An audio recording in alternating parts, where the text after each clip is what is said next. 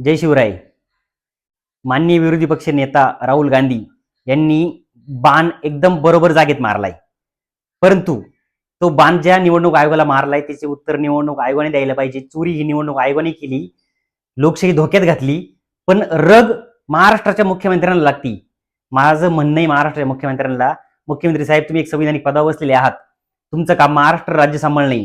निवडणूक आयोग उत्तर देईन विरोधी पक्षाच्या नेत्याच्या प्रश्नाला, तुम्हाला रग लागायचा संबंध काय? याचा अर्थ महाराष्ट्राच्या जनतेत तुमच्याबद्दल पण शंका निर्माण होती.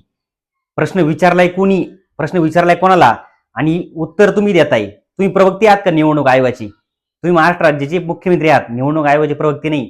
जनतेला शंका निर्माण होऊ राहिली की तुम्ही पण याच्यात सामील आहात का? काय चीप राहुल गांधींची नाही हरवलेली, चीप कोणाची हरवली हे महाराष्ट्रातल्या शिक्षित आणि अशिक्षित लोकांनाही कळतंय बरं का. आणि अजून एक, बाहेर विदेशात जन्म घेणाऱ्या माणसाला संविधानाने अधिकार दिलेला नाही असं म्हणणारी काही नेते आहेत, त्यांना एक सांगू इच्छितो. 21 मे 2001च्या टाइम्स ऑफ इंडियाच्या बातमीनुसार आणि मायकेल बामसेटच्या संशोधनानुसार विदेशी कोण आहे हे आता लोकांना कळायला लागले बरं का. जय शिवराय.